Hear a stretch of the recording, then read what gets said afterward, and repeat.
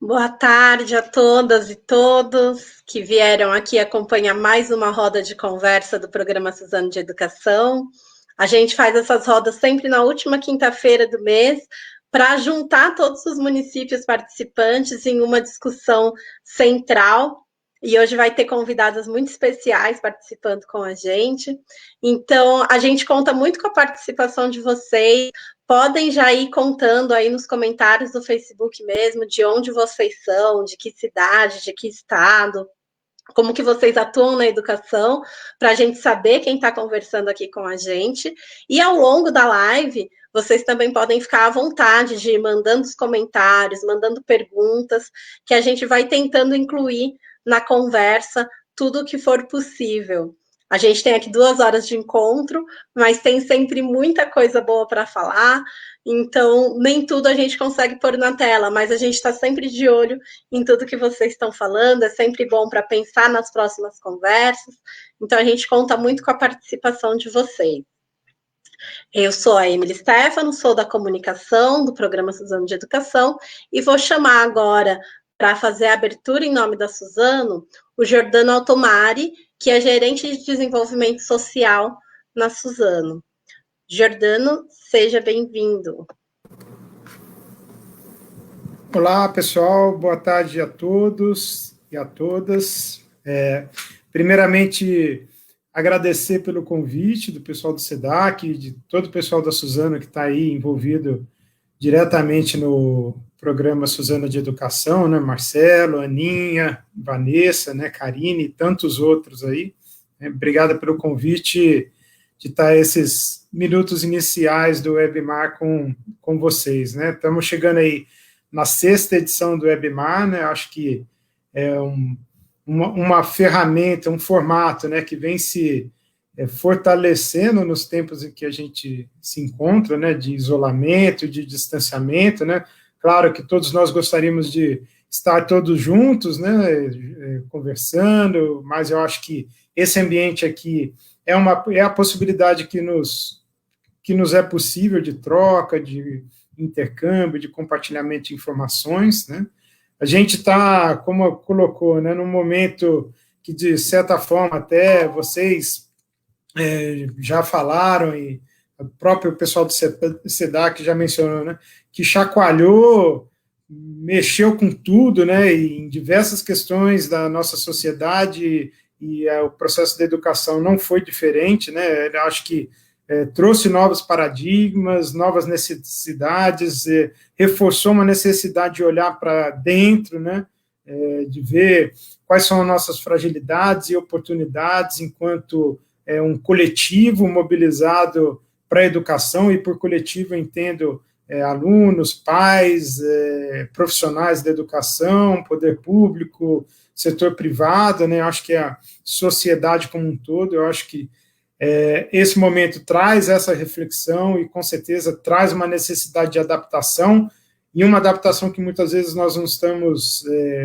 da melhor forma, preparados, né, nem instrumentalizados para fazê-lo, né? Mas eu acho que isso faz parte desse processo, né? Esse momento de ruptura, ele pode trazer, além de muita dor de cabeça, mas pode trazer também algumas oportunidades, né, do ponto de vista do processo educacional. A gente sabe o quanto, né, isso tem representado uma sobrecarga para as secretarias de educação, para os profissionais relacionados à educação. Eu, por uma coincidência, minha esposa, ela é pedagoga na rede estadual aqui no Espírito Santo e professora na rede municipal. Então, eu sei, né, diretamente tenho convivido, não só pela proximidade na gestão dos programas da Suzano, mas, e aí, num aspecto pessoal muito particular, tenho convivido com esse dilema e essa necessidade de engajamento e de se reinventar e de não deixar a peteca cair, de manter esse foco no aluno, né, que seria o ponto focal de todo esse processo, né, como a gente auxilia o aluno a transitar por esse momento que nós estamos, né, com todas as dificuldades estruturais, econômicas, sociais que a gente tem.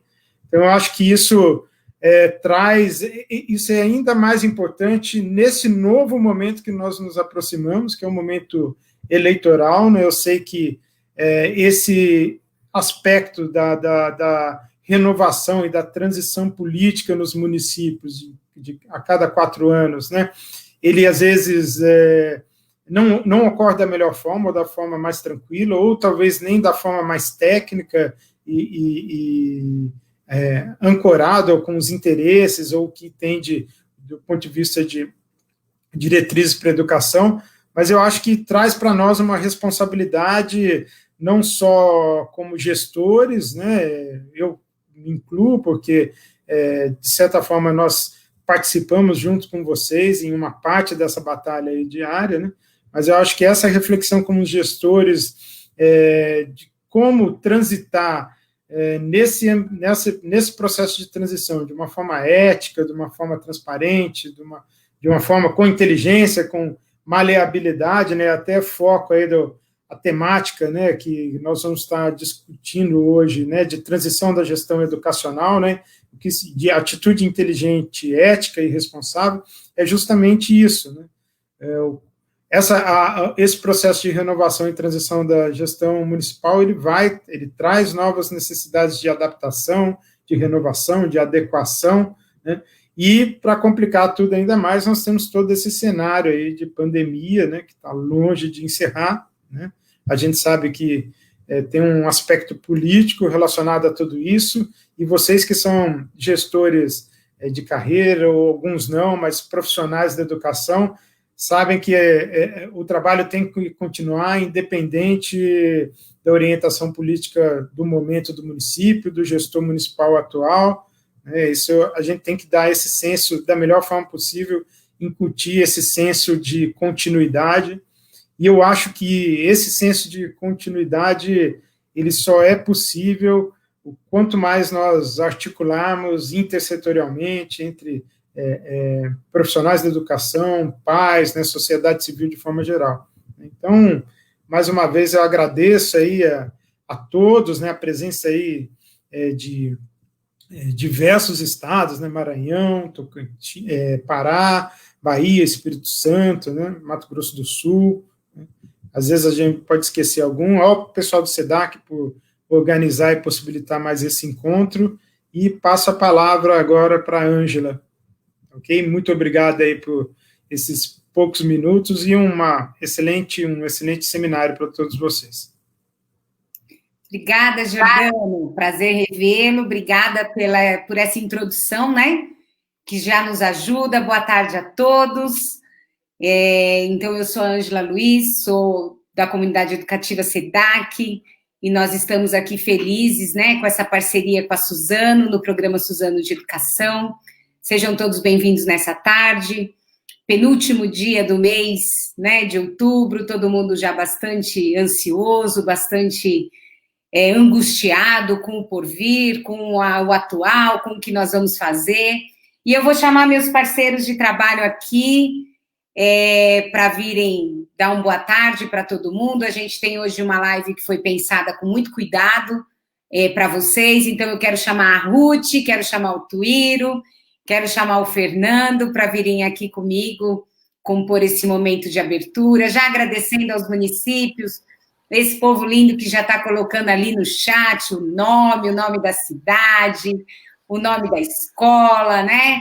Que é sempre para nós uma alegria enorme. Emily, vou pedir para você pôr o Pedro aqui também, porque o Pedro é o nosso gestor, ajuda a gente em tudo para pôr esse projeto de pé. E aí, vou que os meus colegas aí abram os microfones para dar um oi aí para a galera. Bem, vou começar com a palavra. Hoje temos um webinar falando de transição da gestão educacional, né? E que tema mais desafiador e necessário para esse momento. É tempo de ansiedade, de apreensão, aí muitos municípios olhando para os resultados das eleições, mas também é um tempo que a gente precisa chamar a responsabilidade, todo o trabalho que foi feito ao longo desse ano e desses anos de gestão, e deixar a casa arrumada, deixar realmente um legado aí para a próxima gestão, né? Então, espero que seja uma conversa muito proveitosa, e que a gente tenha uma boa tarde aí com boas interações com vocês. Obrigada, Tuíro. Cutinha? Oi, gente querida. Estamos no nosso 6º webinário. Tenho certeza que temos muitos participantes aí do lado da telinha para conversar conosco, ainda que seja com os olhos, com o coração, sobre essa transição. Como que ela vai acontecer? Qual é o sentido de tudo isso? Nós vamos saber com a parceria da Pilar e da Tereza e a mediação da nossa querida Ângela. Tenham todos uma boa tarde. Vamos lá, boa tarde, como vão todos? É um prazer muito grande estar aqui.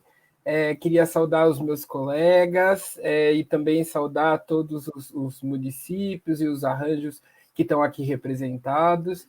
Acho que esse momento é um momento oportuno para que a gente possa pensar a continuidade das políticas públicas de educação, né?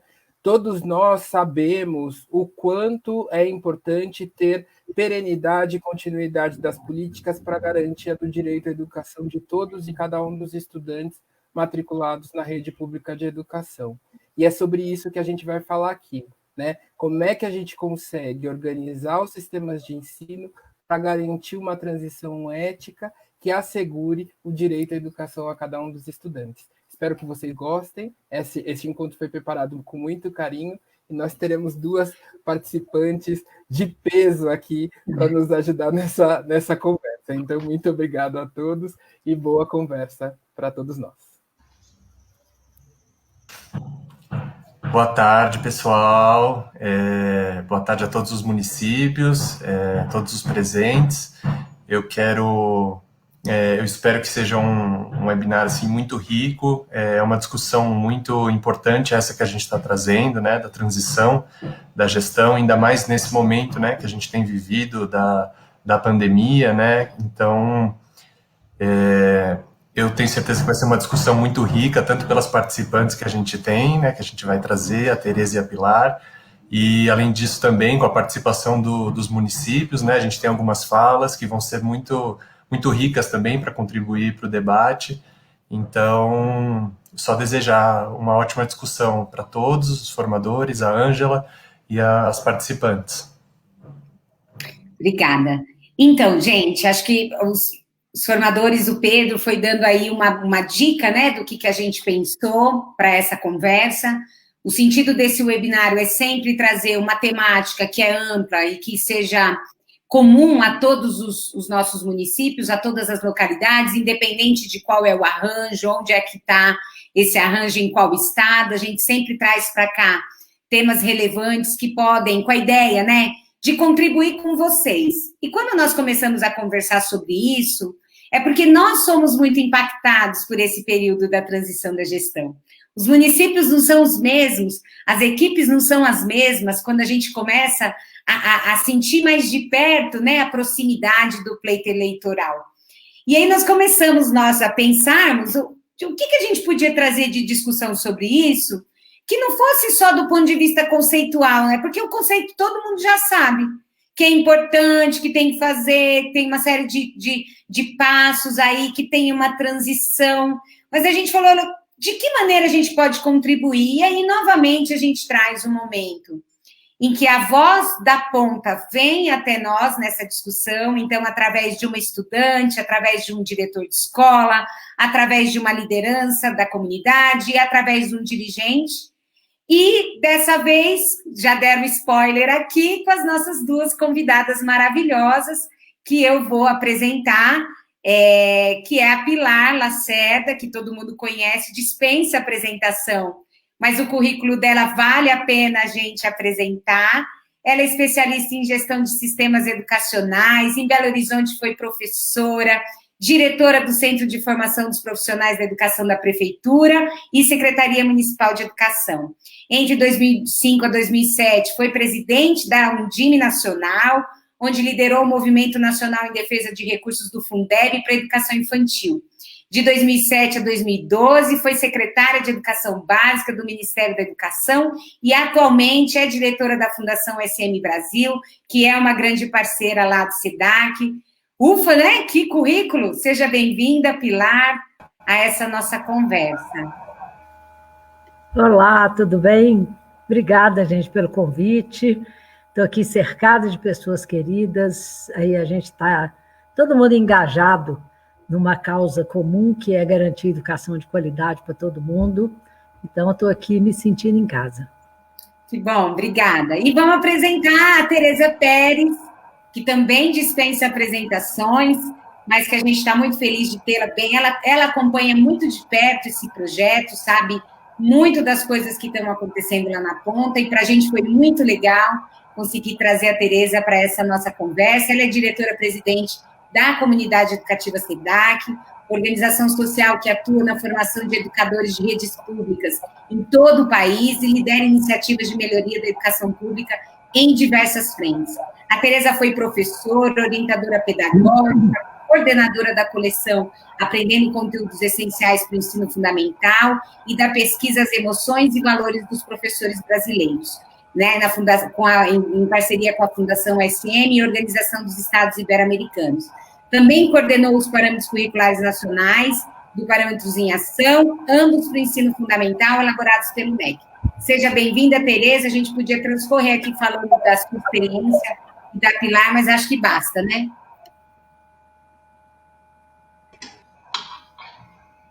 Oi, pessoal.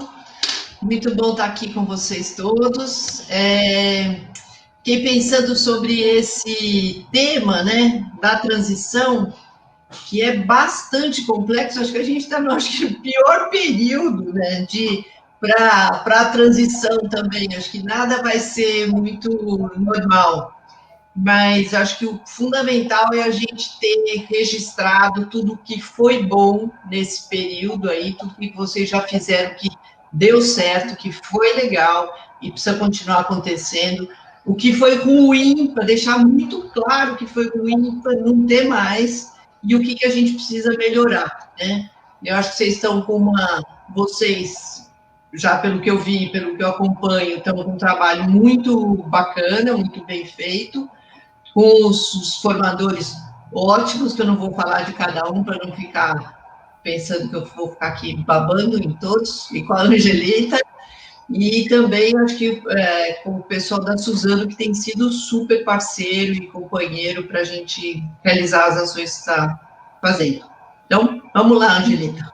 Vamos lá, gente. Então, eu vou agradecer, eu vou ficar aqui mediando essa conversa com a Tereza e com a Pilar. Os formadores vão estar aí nos bastidores nos apoiando e trazendo aí dicas das conversas. Então, eu peço para vocês, usem o chat para colocar comentários, questões. Acho que a Tereza trouxe um dado relevante para essa nossa conversa, que é falar da prática, falar da ação, falar daquilo que já está acontecendo, que a gente já sabe que os municípios estão engajados.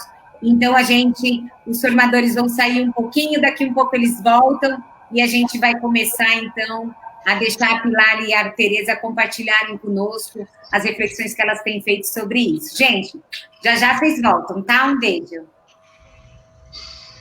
E aí, Tereza e Pilar, quando a gente começou a planejar o roteiro, né, a gente ficou pensando o seguinte: antes da gente ir para essas ações, mais do ponto de vista da prática, que seria interessante a gente relembrar os gestores que estão com a gente de que há uma legislação sobre esse aspecto da transição, né?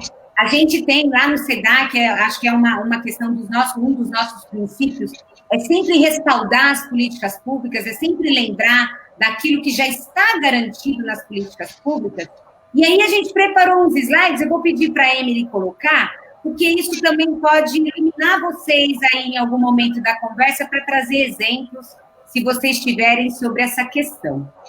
Então, a primeira questão que a gente traz aqui é o PPA, né? A existência de um plano plurianual que garante que o gestor prepare para o outro um planejamento, né? Ele engloba os 3 últimos anos da gestão de quem o elabora e um ano do mandato posterior. Então, isso já convida o gestor a pensar nessa atitude, né? Como é que eu vou planejar o que serve aqui para mim, mas eu também antecipo o planejamento garantindo uma perspectiva de continuidade das políticas implementadas. A outra coisa é o artigo 37 da Constituição Federal, que recupera os princípios, né, da gestão pública, da administração pública, e reforça essa questão dos gestores terem direito a informações e aos documentos relativos às contas, aos programas e aos projetos. Então, ninguém está inventando uma demanda de transição, né? Quer dizer, há todo um respaldo aí por trás dessa questão que está embasada nos princípios da administração pública. Depois, a gente ainda tem, muda para mim, Emily, por favor, a Lei 10.609, que é de 2002, que dá ao novo chefe do executivo a possibilidade de organizar uma equipe de transição, né? Aí eu até queria que vocês falassem um pouco, se vocês tiverem uma experiência assim, de como é que isso pode contribuir para essa transição mais inteligente, ética e responsável, que é a nossa temática, né? E, por fim, a gente tem na Lei de Acesso à Informação, nós trouxemos 2 destaques, né? Um é o direito aos cidadãos de terem acesso à informação de interesse geral e sobre a administração pública, sobre as políticas implementadas.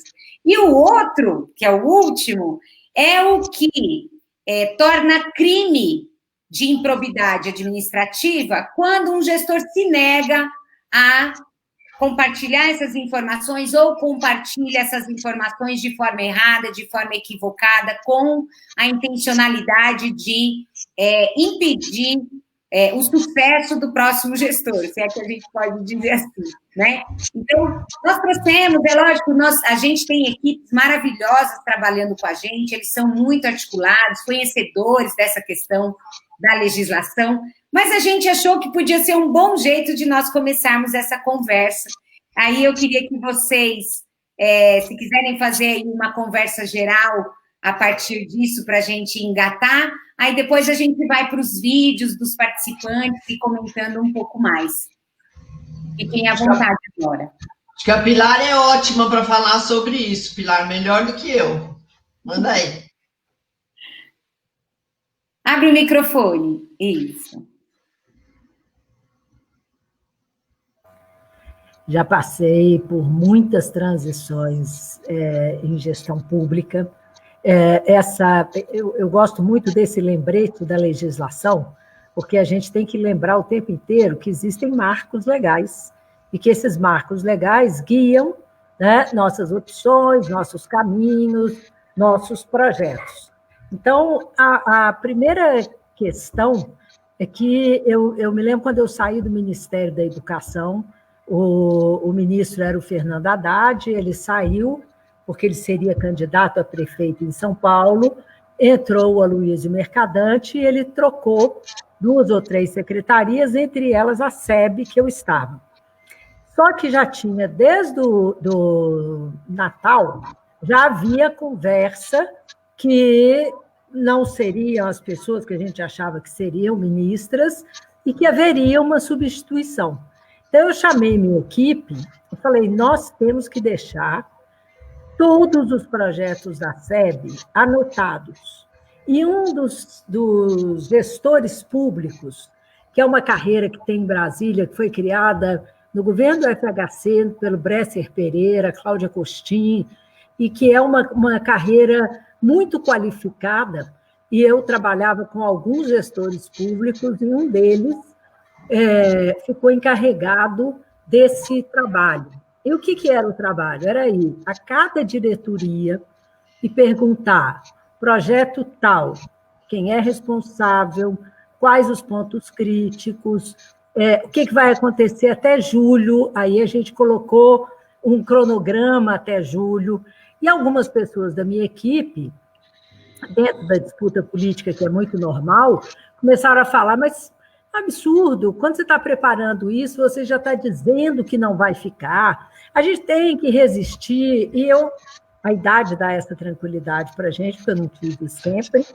mas da experiência, eu falei, pessoal, se eu ficar, nós também temos um ótimo registro do que a gente fez e onde a gente tem problema. Então, a gente está parando aqui para refletir. Mas se eu não ficar, a gente vai deixar tudo claro, encaminhado, para que as pessoas que cheguem continuem no trabalho. E outra coisa, para a sua defesa, você também deixa tudo registrado. Então, não tem, me disseram, me contaram, não, está aqui.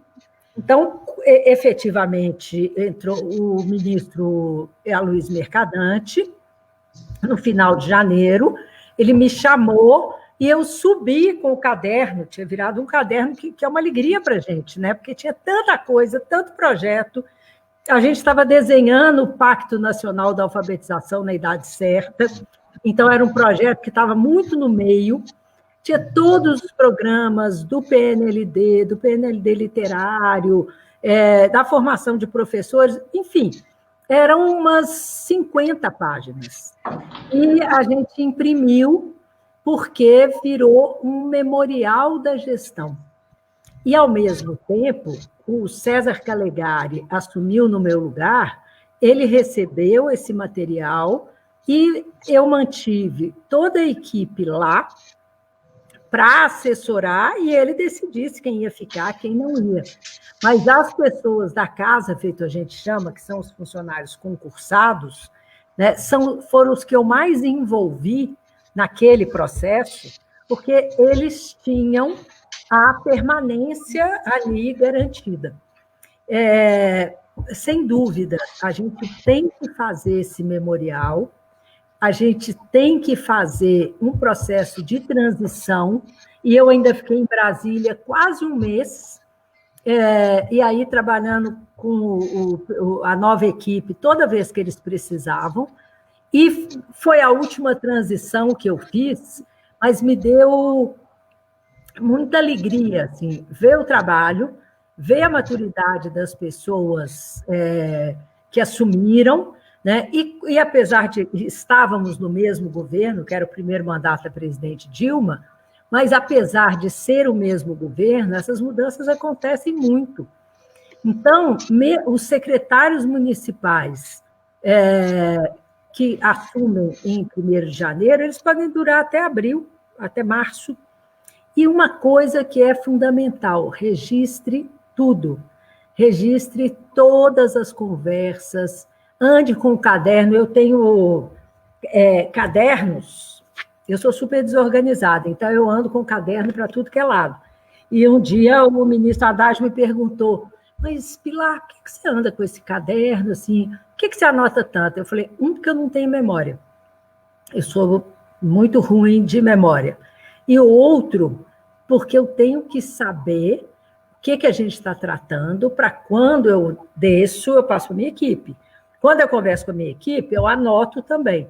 E isto, se a pessoa for organizada, não é meu caso, mas se ela for, isso vira um excelente diário de bordo, um mapa de navegação. Além de ser obrigatório por lei, né, realizar essa transição, se a gente se diz tão preocupado com as crianças, tão preocupado com a qualidade da educação, essa ação, ela demonstra e comprova que a gente está preocupado mesmo. E aí tem que superar os desgastes políticos locais. Eu sou de Minas, eu sou de uma cidade muito pequenininha no sul de Minas, e minha mãe foi prefeita lá nos anos 90, e a política era uma política pessoal, assim, batiam na porta da casa da minha mãe, ela estava na fila da igreja para comungar, né, e eles pediam coisa para ela, xingavam na rua, porque todo mundo passava. E é difícil, isso não é fácil.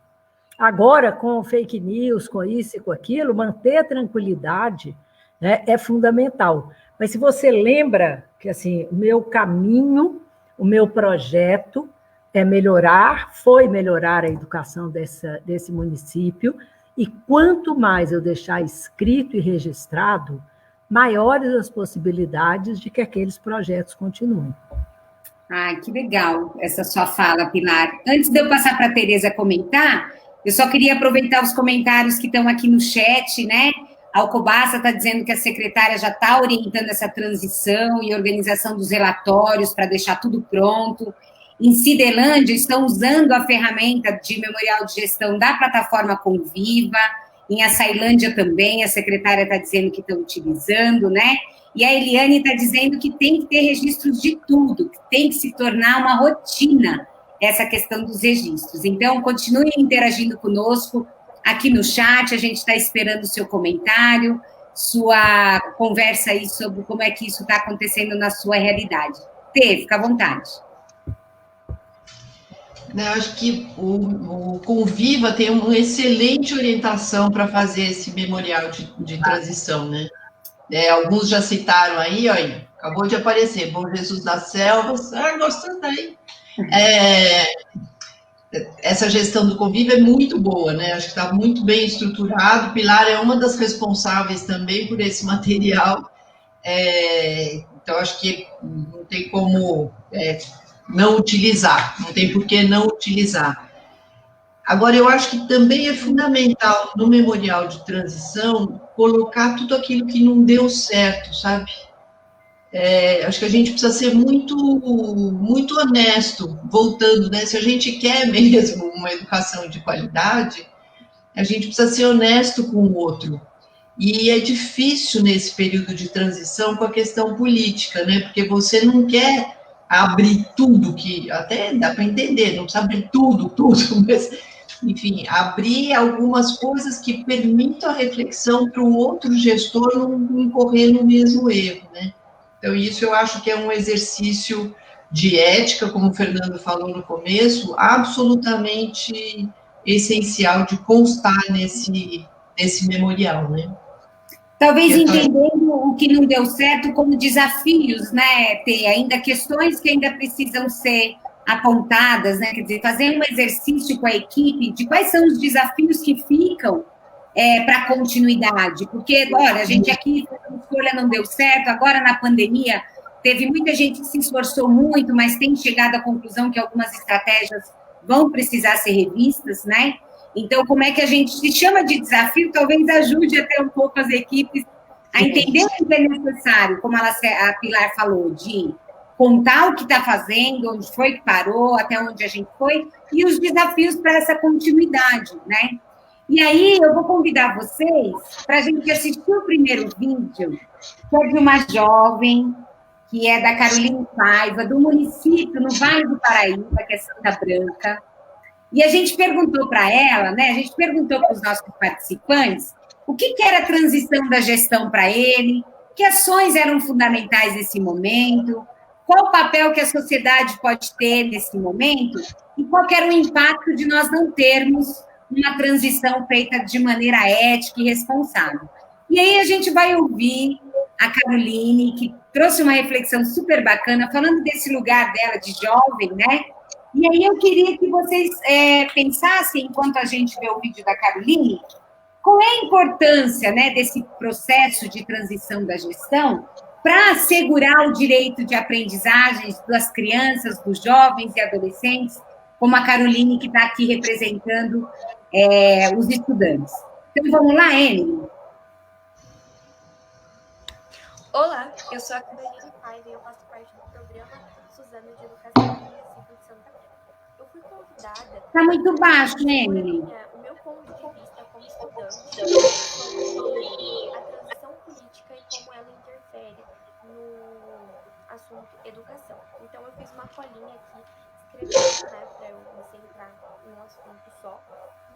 E eu vou ler aqui, tá? Bom, como estudante, eu acho que os principais pontos são novos projetos e uma política mais centrada para a educação. Estou no primeiro ano do ensino médio, tenho muitos planos em relação à educação e esse momento de transição política é para vermos a revolução que a mudança pode proporcionar. Esse processo pode trazer novos projetos para a educação em que o jovem é o protagonista e está mais incluso na sociedade, com planos para melhorar a vivência e expandir os conhecimentos para outras áreas, conseguindo ter mais acesso e oportunidades no próprio município sem precisar recorrer a outros. Projetos como esses fazem com que os jovens percebam que têm uma função fundamental na sociedade e começa a expor suas ideias. É comum falarmos que os jovens são o futuro do país, mas se não tiverem uma base de estudo boa, o futuro não será algo positivo. Por isso, é tão necessário investir na educação. É fundamental para os políticos se concentrar mais na educação para que, assim, os nossos planos saiam do papel e se tornem uma realidade e também tenham uma participação mais ativa e preocupada com as necessidades. Afinal de contas, só a educação pode transformar vidas.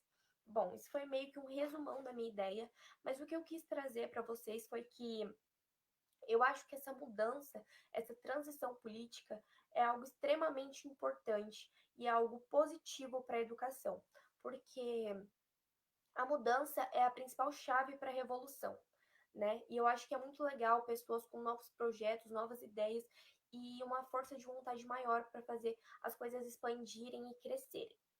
Bom, eu acho que o próximo ano vai ser ótimo e se essa nova política realmente se centrar na educação, vai ser algo maravilhoso e algo incrível. Eu agradeço muito pelo convite e eu quero dizer que é um prazer eu estar aqui. Muito obrigada. Delícia que eu ouvi. Ai, ótimo. É para falar? Primeiro, eu gostei muito dela, do otimismo. Para mim, esse é o melhor dos jovens. Acho que tem uma coisa otimista muito, muito bacana. E a Caroline fala da revolução, né? Da transição como uma possibilidade de mudança efetiva, de mudança grande, né? De revolução, é muito, muito bom. E eu queria puxar um aspecto da fala dela, que é sobre projeto de vida, né? Que eu acho que a educação, ela fomenta isso, ela gera, ela tem essa potência, né? Para alimentar os projetos de vida, né? O projeto de vida é aquilo que você faz, que faz você acordar e falar, vamos lá, né? Tomar banho e falar, não, vamos aí, mais um dia e vamos fazer isso. E, quer dizer, você tem uma coisa do dia e de um futuro também, daquilo que você projeta, né? E acho que a escola pode ajudar muito, e acho que a gente aprendeu muito na pandemia, depois a gente pode aprofundar um pouco esses aprendizados, se der tempo, mas a escola está inserida numa comunidade local, numa comunidade global, quer dizer, como que ela traz isso, essa possibilidade de participação, de estar agindo aqui, de estar agindo no mundo, de conseguir identificar esses quereres do jovem, né? Esses desejos de para onde que a gente vai, de repertoriar esses jovens, não só os jovens, né? Desde as crianças pequenininhas, né? Que como ela é a representante do ensino médio, aí a gente se pauta mais pelo jovem. Mas eu acho que esse repertório capaz de uma política boa de educação, trazer para os jovens essa participação, envolver as famílias nesses projetos para que a Caroline não seja a única, né? Que veja a vida como uma coisa positiva, que veja um valor na escola. Hoje a gente está com uma preocupação muito grande em relação à evasão, também se depois a gente pode aprofundar um pouco, mas eu acho que apontar isso num processo de transição para que os jovens possam ter liberdade, né? E aí a gente já pode pegar o conceito de liberdade do Amartya Sen, que ele fala que é a liberdade de escolha, né? De liberdade de como viver e onde viver, que eu acho que é a grande potência que a gente tem, né? Então, como é que projeta isso, né? Como é que traz isso? Legal, Pê. Pilar, e você? Pensou o quê quando ouviu a Caroline?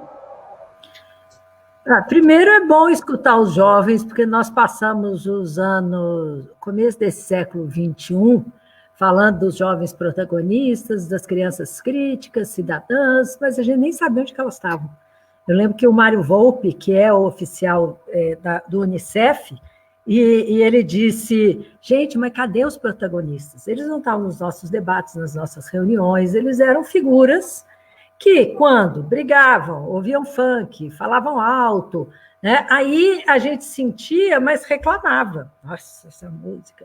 Então, esse é um processo muito importante da gestão, conhecer este jovem, e a educação integral traz muitas informações e muita consistência para essa presença, né, das crianças e adolescentes e jovens na escola. E o que ela fala, eu gostei também do otimismo, Tereza, porque tão bom, né, ter otimismo agora, mas eu li outro dia uma frase do Frei Beto, né, ele fala assim, a gente tem que guardar nosso pessimismo para dias melhores. E eu lembrei disso quando a Tereza falou do otimismo, assim, que bom que as pessoas estão esperando que isso melhore. E como é que a gente garante a aprendizagem, né, nesse processo? Não tem jeito de você ter uma mudança na educação brasileira se cada projeto comece e é interrompido 4 anos depois, comece e é interrompido quando, otimistamente, 4 anos, porque o secretário sai, começa tudo de novo, ninguém registra nada. Quando eu era da Undime, presidente da Undime, eu conheci muitos municípios brasileiros e histórias do não registro. Não tem registrado, não tem documento que comprova, e isso faz, quando você começa um projeto, feito o PENAIC, né? Ele começa, 1 ano e meio, 2 anos depois, mudou o governo, né, com o golpe em 2016, e aí as pessoas começaram a falar, não, esse projeto não vai dar certo, esse PENAIC, não, vai ter 2 anos. A gente não pode ser imediatista na educação, mas tem que ter segmento, tem que ter continuidade. A não ser que seja, e aí a Tereza faz um destaque que é bacana, que é também mostrar as dificuldades, o que está dando errado, o que você faria diferente. Isso não é dar sinal de fraqueza, né? Isto é um sinal de inteligência, porque você, naqueles 4 anos, você aprendeu, né, inclusive coisas que você não vai fazer mais. E aí, dialogar com os jovens, pensar neles, né, em primeiro lugar, os estudantes têm que ser o eixo articulador, né, dos projetos, isso pode garantir que programas continuem, que os jovens não mudem de rumo a cada ano. É muito bom, né, escutar a Caroline. E eles precisam participar das decisões da escola, né, Pilar? Porque daí eles se corresponsabilizam não só pela própria aprendizagem, mas como pelo projeto educativo da escola mesmo, né? Quer dizer, como é que se insere, né? Era o que eu ia falar. A participação, seja assembleia, seja plebiscito, seja o que for, mas tem que envolver de verdade, né, a comunidade escolar, principalmente os estudantes. E tem uma coisa na fala da Caroline que eu fiquei pensando, que tem a ver com o que vocês estão trazendo, que é essa perspectiva republicana, né? Ela fala assim, olha, mudar é bom, ter transição é bom, trazer outra pessoa pode ser bom para continuar fazendo eu ter uma ideia nova, né? Porque a gente tem uma ideia de que a cada 4 anos vai acontecer uma coisa que só pode ser ruim, porque é uma transição, e ela traz uma perspectiva muito interessante, que é, olha, fazer essa transição pode ser legal, né? Porque pode vir uma pessoa nova, com outras ideias, talvez ideias mais revolucionárias, né? Que ela fala de revolução várias vezes. Então, trazer essa perspectiva positiva, né? E eu acho que essa nossa conversa, a fala de vocês, está trazendo para esse lugar, que é esse lugar que a Caroline trouxe, que é positivo e é uma oportunidade poder estar nesse lugar, né? E garantir um processo que é democrático, né, que é republicano. Se eu fizer com responsabilidade, eu vou deixar um legado, mas eu também vou construir as pontes necessárias para o que vier, né, aí à minha frente. E tem vários comentários aqui que eu queria destacar. ainda sobre a questão do registro, mas tem o Evandro Correia, que ele lembrou de um documento que é fundamental, que é o Plano Municipal de Educação, né? Como o Plano Municipal de Educação deve ser norteador desse processo de transição e continuidade, porque, na verdade, aquilo que a gente está fazendo na gestão já deveria estar pondo em prática um projeto, né? E se eu estou fazendo, como é que eu garanto a continuidade disso? O João Bosco vai dizer que se a escola tivesse escutado mais as suas crianças e jovens, o sofrimento seria menos danoso nos tempos da pandemia. Então, achei essa frase muito interessante, porque quem parou para ouvir, né, Tê? Acho que a Tê pode comentar sobre essa frase do João. Quer comentar, Tê? Se a escola tivesse escutado mais as suas crianças, o sofrimento seria menos danoso. O que a gente tem visto, e Pilar também comprova isso, quer dizer, as escolas que implantaram educação integral, e implantar a educação integral significa ter a participação dos estudantes, a participação das famílias, ter um trabalho intersetorial, tiveram foram muito mais resilientes, digamos assim, na questão da pandemia, né? Puderam incorporar esse pandemônio que virou na nossa vida de um jeito muito mais acolhedor, menos traumático, menos surpreendente, porque todo mundo se corresponsabilizou por isso, né? Pelos fazeres e pelas metas e pelos cuidados, né? Pilar? Tereza, eu estava lembrando aqui do Plano Nacional de Educação e do Plano Municipal de Educação e vendo como é importante você ter essa orientação para o seu planejamento. A gente também tem um costume mas é meio ruim de fazer coisas e esquecer planos aprovados na Câmara que viraram leis e que as pessoas não leram mais. Então, quando você for pensar no seu plano de governo, pega o plano municipal, que está inspirado, e ele não pode ser mais do que o plano nacional, e olha, se tem que atender até X% de crianças na creche. Está atendido? Qual é o número?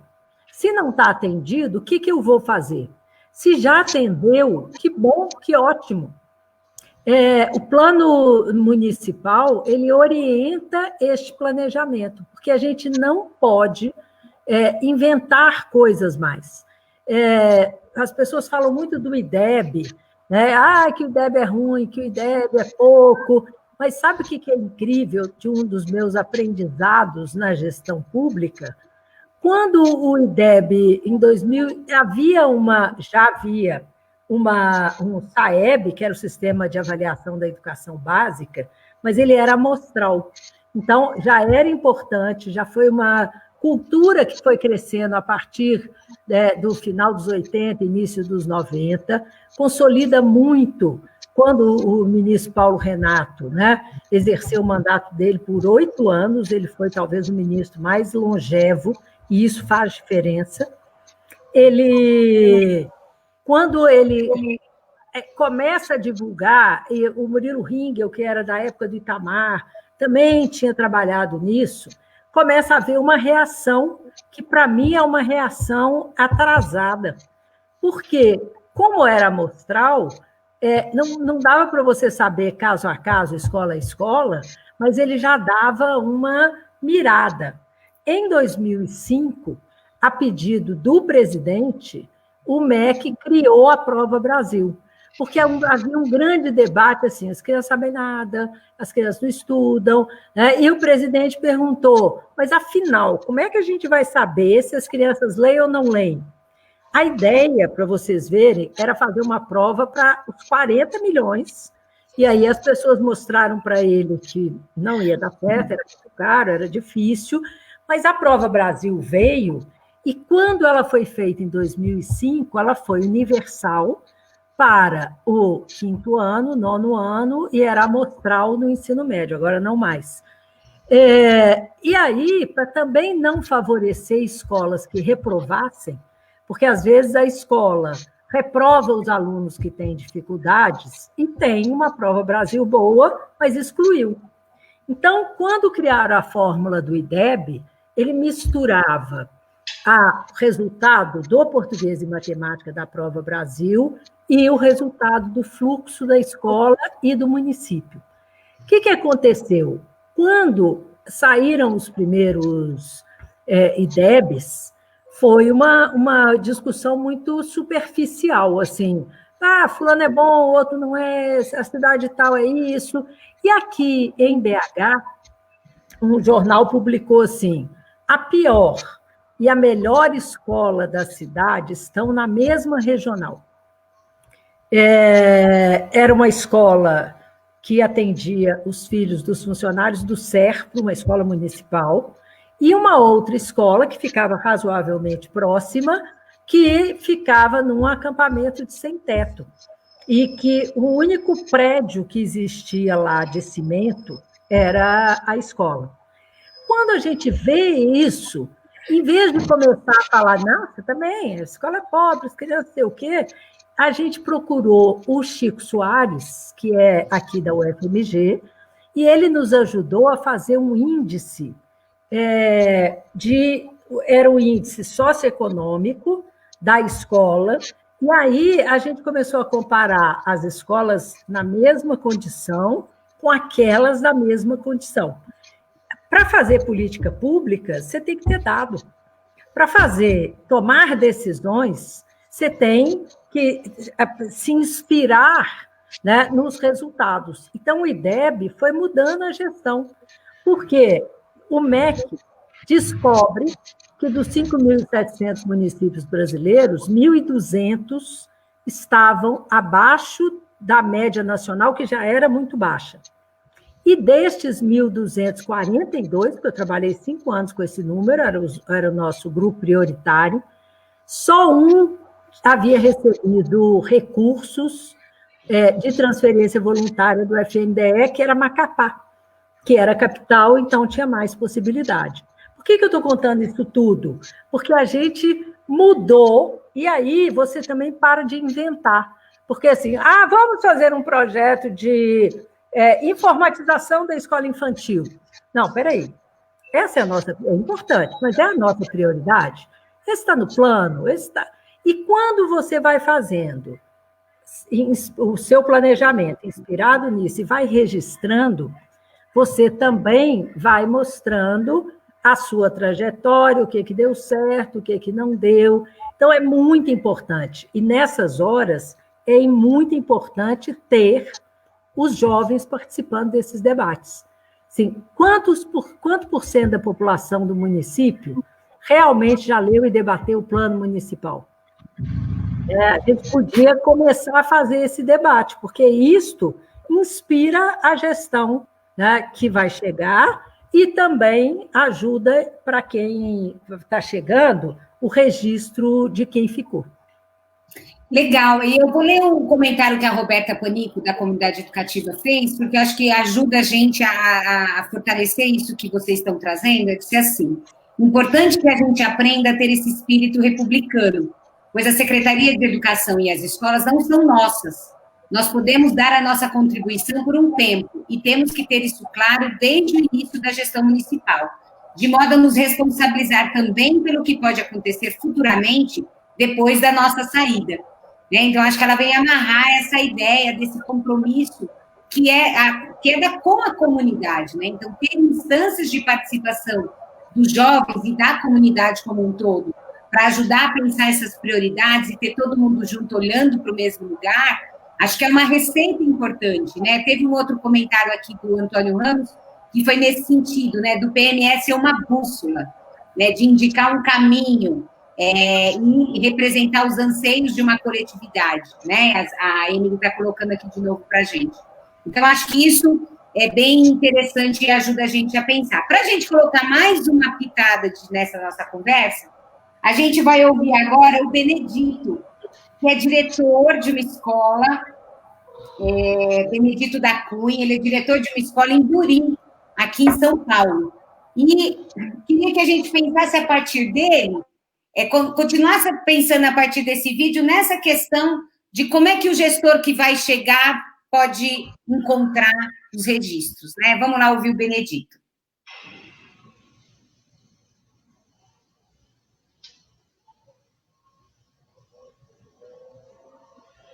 Eu sou o diretor da...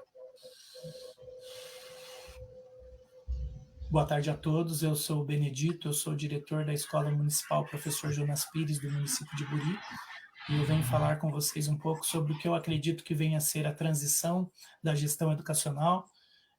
Daqui a alguns dias nós estaremos passando pelas eleições municipais, e em alguns municípios terão a continuidade das suas gestões, mas outros terão, né, a alternância dessa gestão, e pode acontecer, haverão possivelmente trocas de secretários de educação, assim mesmo dentro das escolas também, através todo final de ano letivo, através das remoções e permutas também há troca dessa gestão, e eu acredito que essa transição da gestão educacional é o processo que ocorre quando esse novo gestor ou da secretaria ou da escola, ele tem acesso à escola antes mesmo de que comece a sua gestão. Ele tem acesso a quais foram os recursos que foram geridos, aonde foram gastos esses recursos, quais foram as metas alcançadas, os objetivos alcançados, os problemas a serem enfrentados, aquilo que não foi resolvido, e esse novo gestor ele possa planejar as suas ações, planejar as suas ações imediatas, ele possa planejar aquilo que ele vai fazer durante a sua gestão, para que a educação não pare, para que a gente continue caminhando nesse processo educacional, avançando a nossa rede, avançando a nossa escola, alcançando resultados melhores, uma melhor gestão dos recursos. Nesse processo, eu acredito que o registro ele é o principal dispositivo nesse processo. Um gestor, seja da Secretaria de Educação ou seja da escola, ele deve registrar todas as suas ações com registros claros e precisos, e através desses registros, esse novo gestor ele poderá ter acesso de como está a escola, de como está a Secretaria de Educação e aquilo que precisa ser feito antes mesmo que ele assuma a sua função. Eu acredito que quando não há uma gestão educacional, uma transição dessa gestão educacional, acredito que perde-se muito tempo, e nesse processo de perder tempo também se perde recursos, né? Porque não é feito esse diagnóstico pelo novo gestor, e só quando ele entra no seu mandato, como a transição não foi feita, ele tem acesso à secretaria, à escola, e só a partir daí, já no mandato, ele terá que se planejar as suas ações, e ele terá que efetivar, vai demorar um pouquinho para ele efetivar as suas novas ações.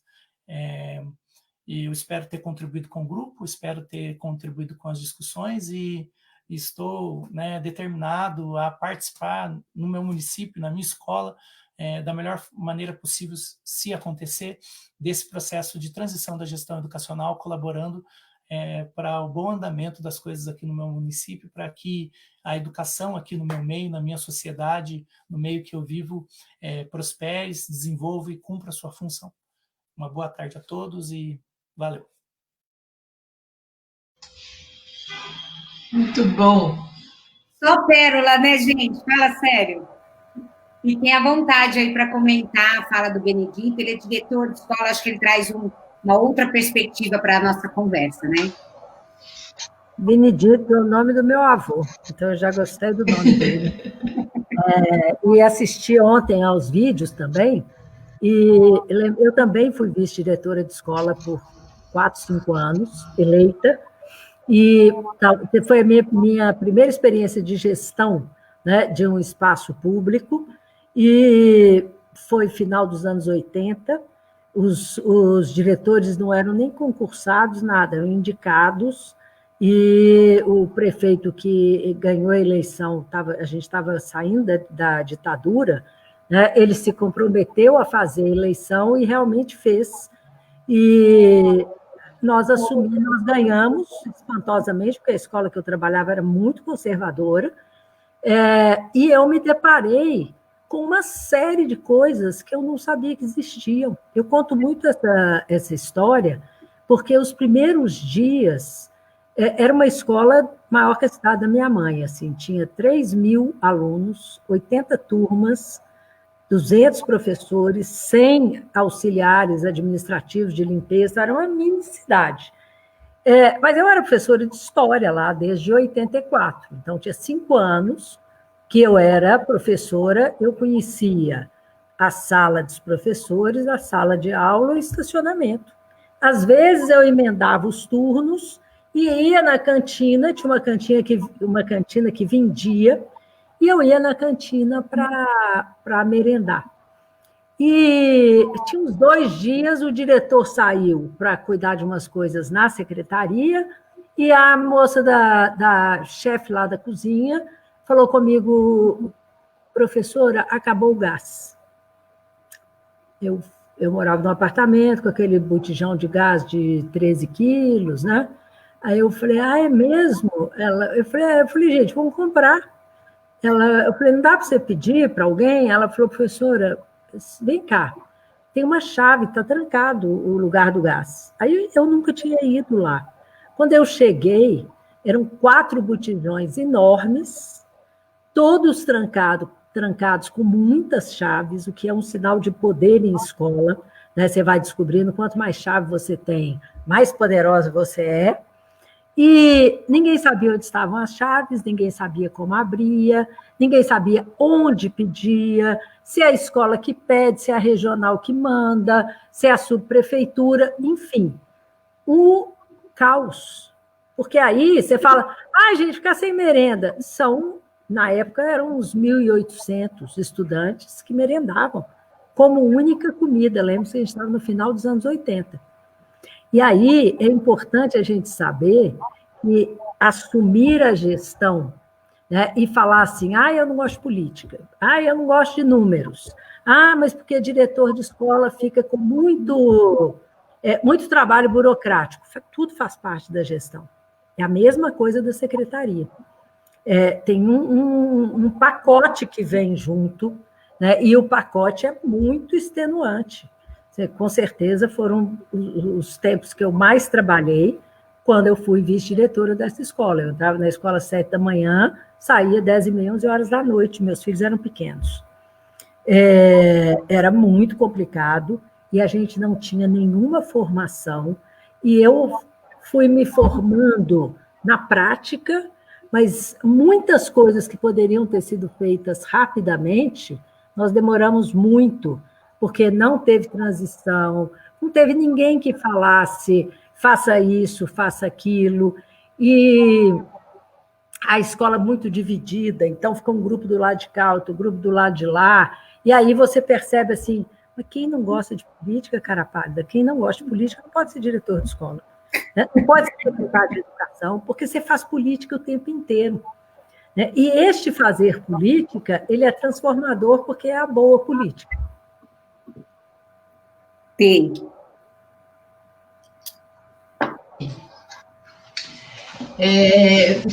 Eu gostei muito também da fala do Benedito e da Pilar também. Eu acho que assim, o Benedito puxa muito pela questão da memória, da importância do registro, né? O que registrar, para quem registrar, para quem registrar. E essa memória, eu acho que toda vez que a gente vai organizando, para mim funciona muito a escrita, o registro, como um poder de reflexão, né? Às vezes eu gosto muito de escrever a lápis, eu falo, parece que eu penso com a ponta do lápis, né? Porque conforme você vai anotando mesmo tudo que você quer, você vai enxergando mais o que você fez, vai tomando consciência das conquistas, e ter o plano municipal como orientador desse registro também fica nítido qual foi o seu caminho, né? O que você está fazendo, o que foi desvio e por que desviou e como que retoma.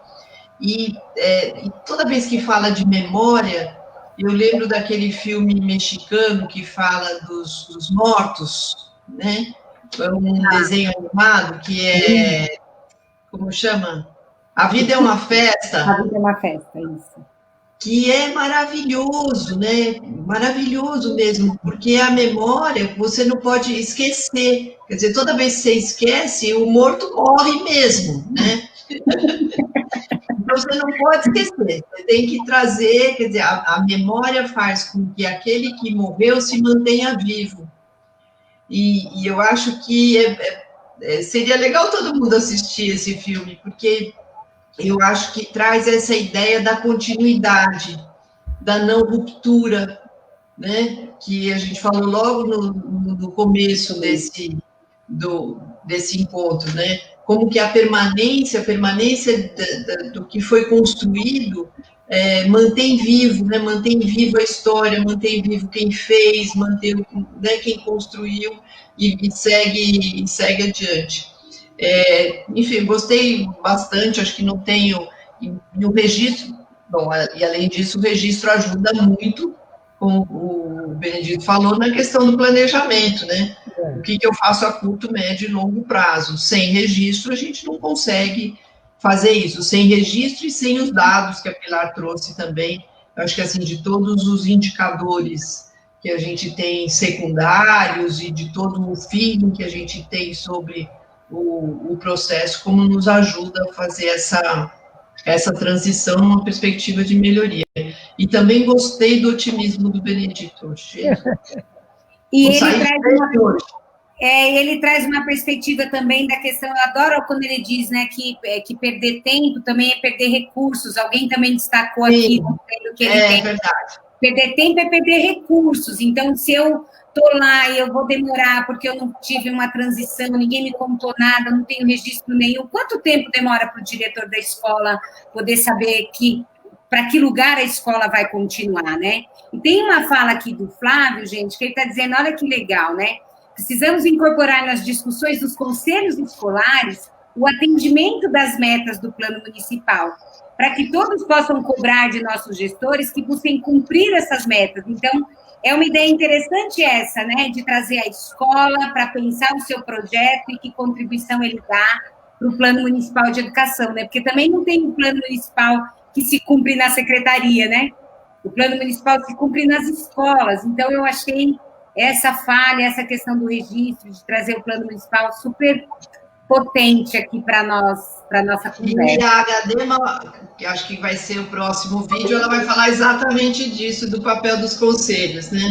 Então, por isso, eu já queria pegar esse gancho e trazer a fala da Agadema, que é do município de, deixa eu ler aqui para eu não perder minha cola, de Alcobaça, na Bahia, e ela vem representando essa questão da liderança comunitária, e ela vai, acho que, ajudar a gente a ampliar essa conversa aí sobre o papel dos conselhos. Vamos lá, Emily. Boa tarde a todos e a todas. Eu sou a Agadema Oliveira.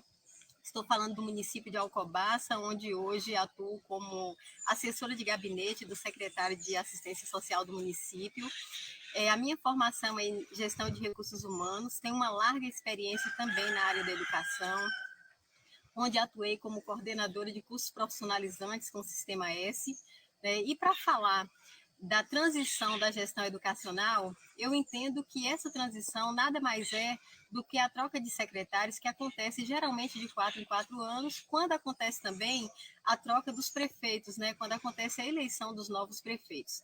Visto que o cargo de secretário de educação é um cargo de confiança, quando acontece as trocas dos prefeitos, acontece também, né, naturalmente, a troca de secretário. E parte de sua equipe. Uma transição que deveria ser de forma transparente e muito clara. Algumas ações que eu julgo interessantes para que essa transição ela seja tranquila seriam, primeiro, que a equipe que está deixando a gestão, ela deixe de lado as suas divergências político-partidárias e foquem no bem-estar, no legado que irão deixar para as futuras gerações, pensando naquele que está em sala de aula, que não pode e nem deve ser responsabilizado, ser prejudicado por ações irresponsáveis de pessoas que pensam apenas em si e nos seus próprios interesses. Preservando arquivos, iniciativas, projetos e programas que já deram certo em anos anteriores, para que a nova equipe, o novo secretário, entre sem problemas para a nova gestão. A sociedade ela tem um papel importantíssimo nessa transição. Como? Através dos conselhos de direito, através dos conselhos constituídos da educação, através de representantes da sociedade civil que podem comparecer às secretarias de educação, conversar com as equipes, né, a equipe que está ali, que já está trabalhando há algum tempo, verificar o que está sendo feito, o que está dando certo, para depois da posse da nova equipe, poder cobrar, poder comparecer novamente a essa secretaria, procurar saber se as coisas deram continuidade ou se foram descontinuadas, pensando que uma gestão, uma transição feita de forma irresponsável, ela pode causar sérios impactos à sociedade de modo geral. Com a minha experiência em educação, eu entendo que os danos, eles são irreparáveis. Um arquivo danificado, uma documentação que não foi enviada em tempo hábil, tudo isso é de grande prejuízo, de grande atraso para a equipe que está tomando posse. Então, eu peço que para essa transição para 2021, que os secretários e suas equipes, eles comecem a pensar não nos seus próprios interesses, mas numa transição tranquila e transparente, para que todos possam se beneficiar com essa transição. Muito obrigada. Muito bom, Gadema, ótimo. A Gadema fala da troca, né, nessa transição da troca de secretário, né, que é um cargo de confiança. Ele tem que ser um cargo essencialmente de confiança da população, né? Ele não é um cargo do prefeito, né? Ele precisa ser da população e por isso a participação é tão importante, né? Quer dizer, ela cita a questão da participação institucional por meio dos conselhos, e que é absolutamente necessário, lógico, dos comitês, mas essa participação social também, né, das audiências públicas, do debate, a relevância da comunicação. Nós, da educação, somos muito ruins na comunicação. A gente não sabe compartilhar, aí citando Bernardo Toro, a gente não sabe compartilhar o sentido daquilo que a gente faz, né? A comunicação não é propaganda, a comunicação é como é que a gente dialoga e traz a intencionalidade, o que está sendo feito de bacana, qual é o propósito e compartilha esse propósito, né? Porque aí a participação, ela acontece mesmo. Agora, se a gente guarda só para nós aquilo, achando que a gente é autossuficiente, a gente se acha mesmo autossuficiente, onipotente, tudo isso. Mas não funciona, né? Porque a gente vai ser mais eficiente se essa participação fica intensa. E eu acho que um aprendizado que não é fácil, a gente fala muito dele, mas não é fácil nesse processo participativo, é o diálogo, né? Eu acho que o diálogo, a gente sempre... E eu acho que até esse meio à distância, né, essa coisa virtual, tem ajudado muito a gente a aprender a dialogar, né? Porque você tem que esperar o outro, não dá para atravessar. Então, você tem que aprender a ouvir, né? A gente fala tanto no processo educativo que tem que ouvir as crianças, tal, e a gente pouco ouve as crianças, pouco ouve as famílias, pouco nos ouve, né? A gente fala para o nosso próprio umbigo, às vezes, né? Fica falando para si mesmo. E a participação não dá para ser assim, né? Quer dizer, a participação nos conselhos, nos comitês, nessas audiências públicas, ela precisa ter essa escuta, né? Uma escuta sensível mesmo, uma escuta em que a gente consiga exercer a alteridade, né? Se colocar no papel do outro, tentar entender por que o outro está dizendo aquilo, daquele ponto de vista, para que a gente possa, de fato, construir. Agora, é fácil falar, é muito difícil exercer isso, né? Mas eu acho que é no exercício que a gente vai aprendendo. Eu aprendi já um pouquinho, mas ainda falta. De vez em quando eu dou umas rateadas.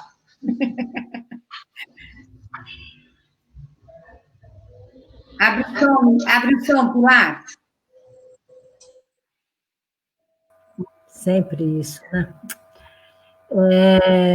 eu também fico aproveitando essa conversa e relembrando, né, as minhas atitudes.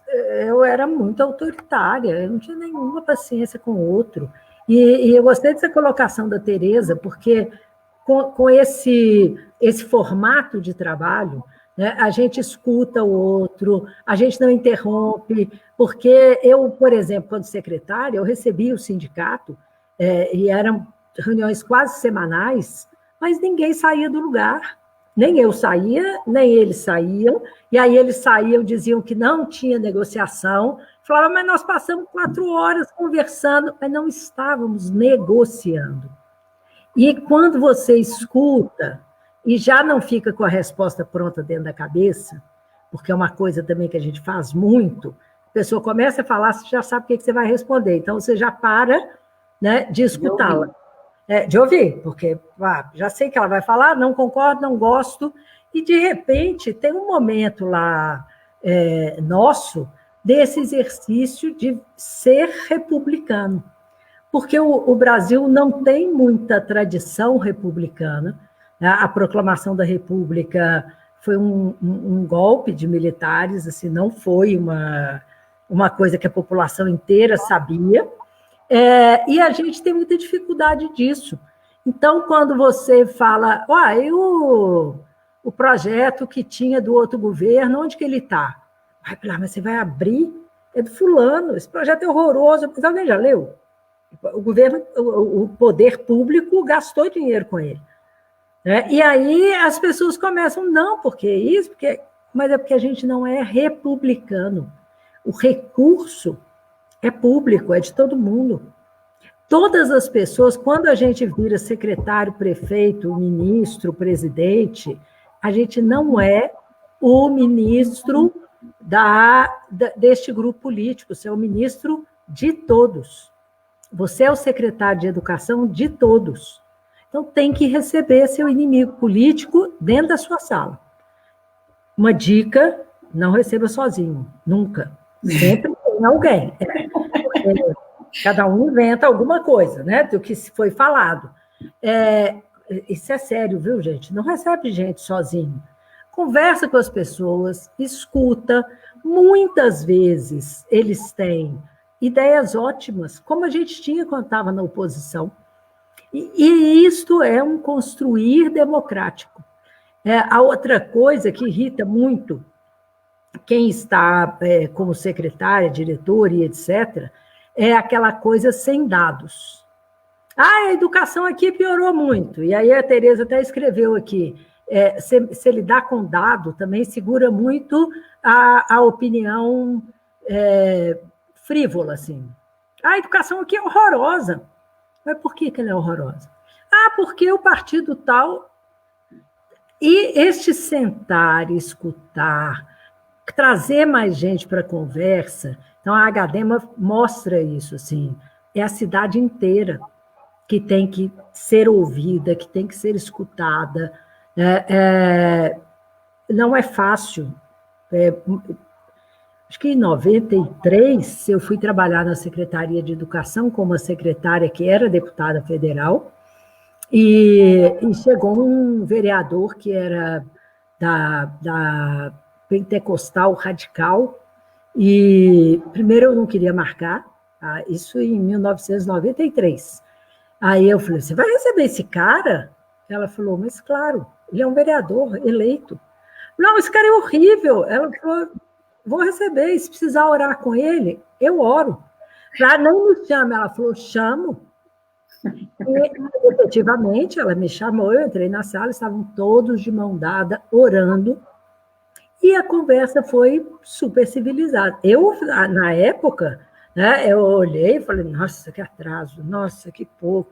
Aí você começa a entender, assim, estas pessoas todas é que tornam o ambiente democrático. Se tiver só gente pensando igual a mim, né, é uma beleza.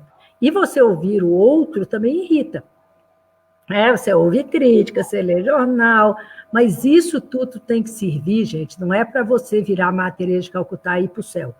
Tem que servir para ir aperfeiçoando o nosso trabalho. E aí você começa a ter muito feedback, muito retorno, né? Muitas pessoas de outros lados, mas que têm boas opiniões, e você vai criando esse ambiente democrático e republicano. E aí, vocês falando, a Ismone fez um comentário aqui, que ela diz assim, importante que se os próximos que forem assumir, também pensem em dar continuidade ao trabalho, ao invés de pensar por questões políticas e pessoais, de engavetar as ações e interromper. E aí, Pilar e Tereza, eu fico pensando o quanto que essa coisa de tornar público, de ter mais gente na conversa, também ajuda o próximo a não poder engavetar tudo, ainda que ele queira, né? Eu não vou fazer nada, não vou continuar nada. Se eu tiver uma comunidade que está entendendo, que está fazendo sentido, que aquela política está atendendo a demanda, será que isso também ajuda na hora de pensar a continuidade? Esse outro que chega de um outro jeito? Eu acho que tem esses debates anteriores, são muito importantes, né?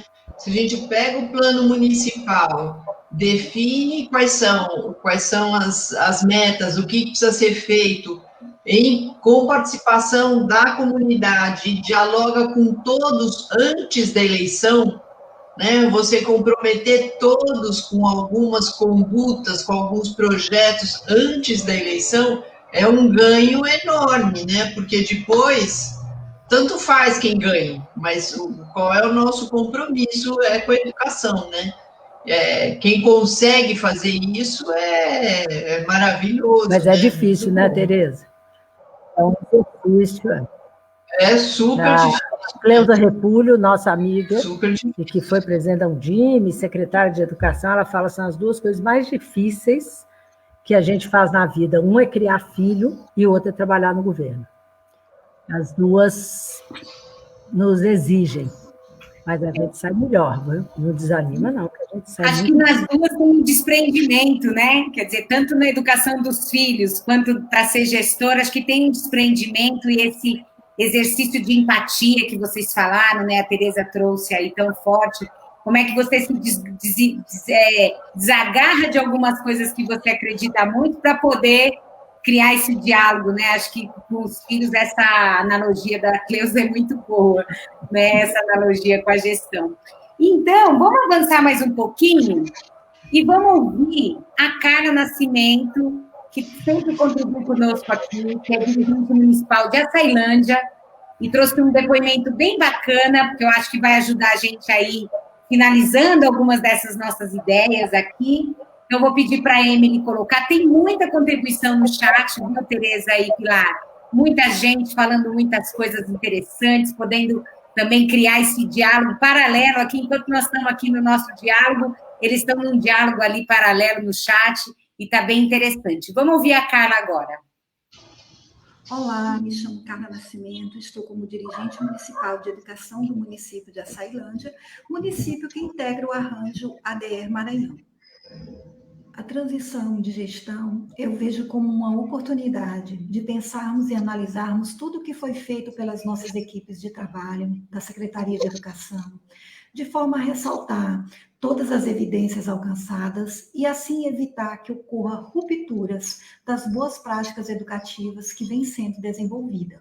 Assim, é necessário muita responsabilidade por parte de todos os integrantes da rede de ensino, secretário de educação, coordenadores de programas, professores, gestores escolares.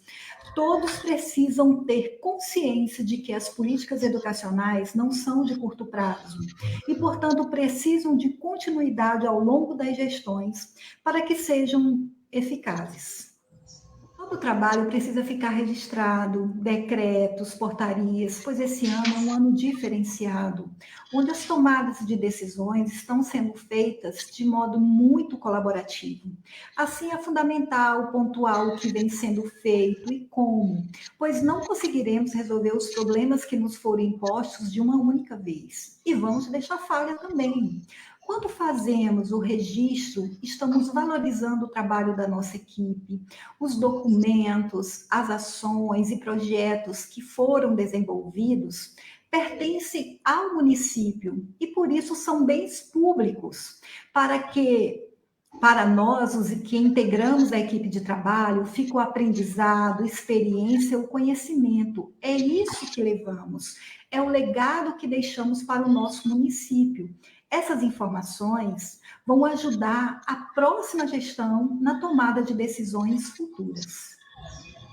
A sociedade ela tem um papel muito importante nesse processo de transição. Ela precisa acompanhar de perto, reconhecendo e valorizando os avanços e também os obstáculos, né? Assim, independente de quem for eleito, há o compromisso com a qualidade do ensino e com as decisões da coletividade. Dessa forma, vamos garantir a continuidade das políticas educacionais e garantindo e exigindo melhoria nos aspectos que precisam serem aperfeiçoados. Quando não ocorre uma transição responsável, prestações de contas, relatórios fiscais, balanços fiscais e financeiros podem ser deixados de lado, sem receber muita importância, o que impacta nas ações educativas do novo governo. E isso traz consequências negativas para a continuidade das aprendizagens das crianças. Pode faltar, por exemplo, merenda escolar, transporte, material didático, o que acarreta um enorme prejuízo à rede de ensino. Como também pode ser que ocorra pouco ou nenhuma valorização do que foi alcançado pela rede de ensino, cancelamentos de projetos, desperdício de tempo e dinheiro público para refazer materiais e ações que já foram feitas e que estão sendo, né, realizadas pelas equipes de trabalho.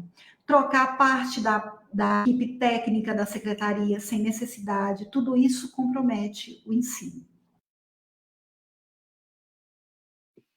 Aí, meninas, eu queria que nesse pedaço vocês dessem mesmo, sabe, algumas pistas para os gestores que estão nos ouvindo. A partir da fala da Carla, acho que ela vai confirmando alguns dos cenários, né, que a gente já tratou. O que a gente pode fazer, então, né? O que o gestor pode garantir, o gestor que está na secretaria, que está com essa tarefa na mão agora, né? A gente tem muitos municípios aqui nos ouvindo, estão diante dessa demanda de fazer uma transição ética, responsável, que eu acredito que todos eles estão imbuídos dessa tentativa, né? Desse plano. O que vocês acham que a gente pode contribuir com esses gestores agora, que a gente está indo daqui um pouquinho para a finalização aí desse nosso bate-papo? Tereza? Acho que ela deixou você começar, Pilar. Então, é porque tinha uma frase aqui na tela, eu não vi a primeira coisa é, quando a Tereza fala que pensa com a ponta do lápis, é insistir no registro. Mas eu fiquei 4 anos, não registrei nada, não tem problema. Senta com a sua equipe, pega a sua agenda, as agendas são ótimas, mesmo agendas de papel, as pessoas morrem de rir de mim, mas eu uso uma agenda, presente da minha amiga Cleusa, que eu anoto no celular, anoto em tudo, mas isso me ajuda a lembrar. Que dia que foi isso? Que dia foi? Então, pegue a agenda, pegue os projetos e vá registrando com avaliação. Porque nós somos professores e professoras, somos os que mais avaliam e temos muito orgulho de ser avaliados. Toda avaliação de desempenho sempre estado de greve, querem nos demitir, neoliberalismo. Não, gente, se a gente está avaliando o estudante, eu tenho que saber se o meu trabalho não deu certo, por quê? Se eu estou avaliando a minha gestão, eu tenho que fazer essa reflexão. Então, esse processo do registro vai ajudar muito, né, a construir o memorial e o documento da gestão. Eu trabalhei no Conviva muito, agora estou mais afastada, mas continuo participando. E eu lembrava de todas as coisas que eu vi seja no MEC, seja na Undime, seja um bando de lugar, né? E como que a gente podia criar mecanismos para ajudar, para colaborar, para que essa gestão, que é o que alguém comentou aqui, mas já passou, quando você faz um projeto, ele está sendo feito todo com recurso público. Então, não dá para falar, não quero mais, né? E fazer esse balanço, saber quanto foi investido, se seria melhor investir em outro lugar, tem que saber quanto custou.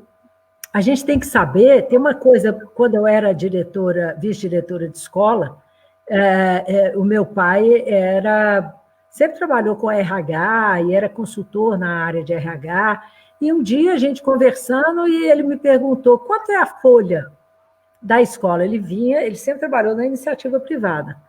Eu falei, não faço a menor ideia. Ele falou, mas como você administra uma coisa que você não sabe quanto custa?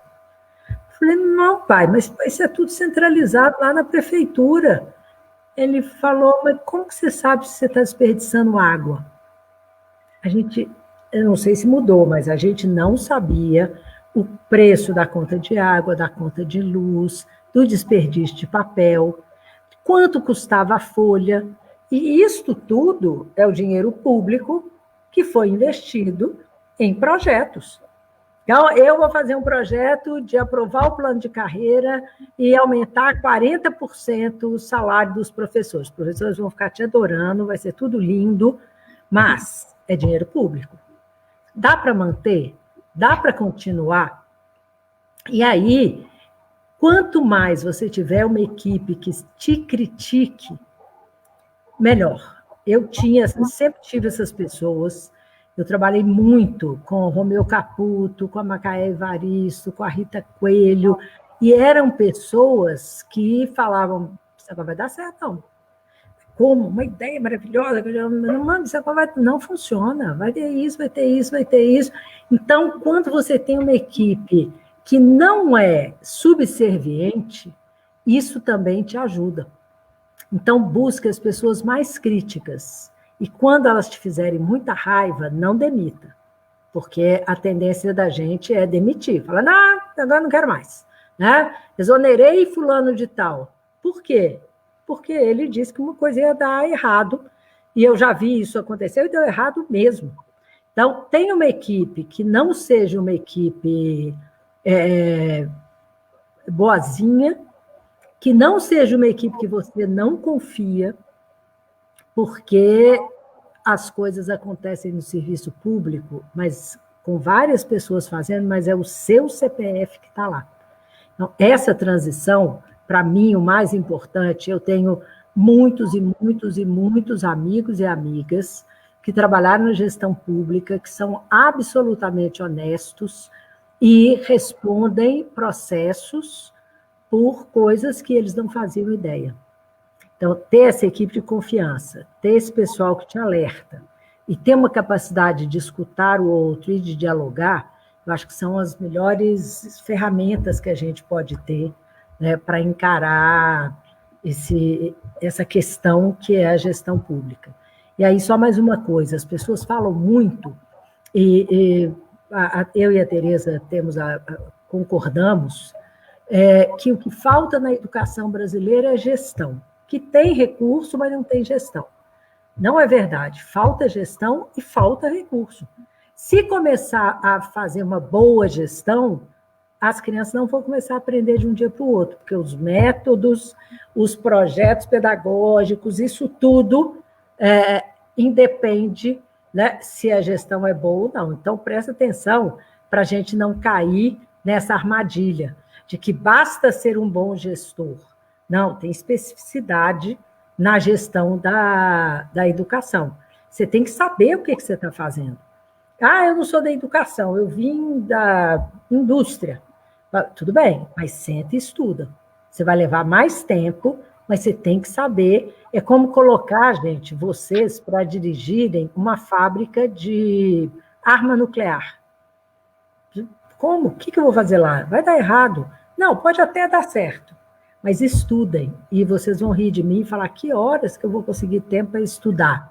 É muito importante você ler o que está acontecendo, acompanhar, ler um texto de vez em quando, até para a sua cabeça, né, não ficar presa naquela realidade que é dura. Uma vez eu cheguei em casa, quando eu era secretária aqui em BH, e estava meu marido e os 2 filhos almoçando, e eu falei, nossa, é problema demais, que desespero, que coisa. Aí meu marido falou, mas Pilar, só tem secretária porque tem problema. Se não tivesse problema, você não tinha trabalho. E aí eu comecei a usar esse argumento com as diretoras de escola. Pilar, é trabalho demais, é problema demais. Falei, exatamente, por isso que existe diretor. Mas é isso. Tereza. Eu lembrei de uma frase assim, e se fosse fácil, não seria para você, né?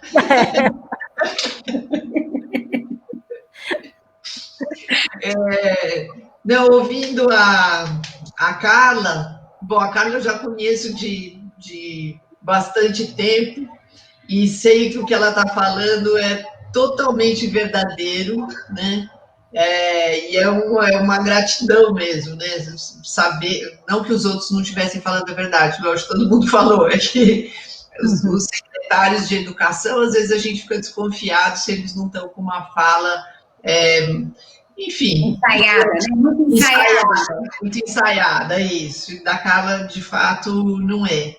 E também fico muito contente com os comentários que estão aparecendo aqui, o que vai mostrando um comprometimento grande mesmo de toda essa equipe que está participando, né? Estão muito legais os comentários. E acho que a Pilar tocou num ponto também que eu gosto muito, que é a questão da administração junto com a questão pedagógica, né? Então, o que é essa boa gestão que coordena a parte administrativa e o pedagógico para que, de fato, a gente rume a uma educação de qualidade, né? Porque não adianta usando o seu exemplo lá, da economia da água, não adianta eu economizar água e as crianças ficarem sem água, né? Então, quer dizer, como é que é esse jogo do administrativo e do pedagógico, que eu acho que a gente tem que avançar muito, porque até a questão metodológica interfere na parte administrativa, né? Então, quando eu penso assim, bom, a gente tem uma ausência de professor falta muito, né? Baixa frequência, às vezes, em determinadas escolas. Como é que se lida com isso do ponto de vista pedagógico, utilizando metodologias que possam suprir essa deficiência, enquanto a gente não consegue organizar essa situação, né? Eu acho que o ser criativo, quando você falou, tem que ler coisas, tem que conversar com as pessoas, e eu acho agora, nós estamos num desafio imenso, eu puxei aqui a LDB, né? No artigo 3º da LDB, no primeiro parágrafo, fala igualdade de condições para o acesso e permanência na escola. Eu acho que esse é o nosso grande tema atual, que a gente tem que, com tudo isso que foi feito e que será feito, a gente precisa estar com isso muito bem encaminhado. Como é que a gente vai gerar acesso se nós vamos continuar com o ensino remoto? Ok, tem matrícula, mas as crianças não podem ir para a escola. Então, o que nós temos que fazer? Tem que deixar evidente a necessidade de política que gere acesso. É o quê? A molecada tem que ter computador, tem que ter internet para ter acesso. O acesso agora não é mais vaga, não é só vaga, né? É vaga, mas é também condições para que possa aprender. Então, eu acho que nesse registro mesmo, nessa transição toda, essas coisas têm que ficar claro como uma demanda para que a gente possa, para que a gente não perca ou não acentue, melhor, né, a evasão que já está ocorrendo, né? E acho que e aí é um pensamento que eu não tenho muito elaborado ainda, mas eu acho que a gente vai precisar ajudar muito as famílias a fazer a gestão desse processo agora, que as crianças estão em casa, né? porque eu acho que assim, as crianças e os jovens, porque fazer essa gestão familiar junto com essa coisa que acontece em casa, que é a escola, dentro de casa, é um tormento enorme. Então, não dá só para a gente seguir, né? Acho que na lei fala, né? Educação é dever da família e do Estado, ok, mas a família tem intencionalidades X e a escola tem Y. Agora, esse momento atual em que o X e o Y estão embrenhados, como é que a gente ajuda, de fato, as famílias para que as crianças e os jovens não evadam, né? Eu acho que essa é uma preocupação que a gente tem que ter muito, muito forte mesmo, que é o acesso e permanência, né? Estamos de volta aqui com os formadores, a Rutinha, o Tuíro, o Fernando, vieram agora compor aqui a nossa roda de conversa e aí quero que eles fiquem à vontade para comentar a partir da fala delas, a partir do vídeo, contar um pouco do contexto que vocês viram aí, acompanharam das discussões, fiquem à vontade para contribuir com a gente aqui. Então, eu vou pedir licença para começar. Eu queria, inicialmente, dizer o quanto essa conversa... de verdade, eu estava um pouco tenso, né? Porque é um assunto delicado, a gente não sabe como é que isso vai assentar. E a forma com que vocês conduziram isso não é...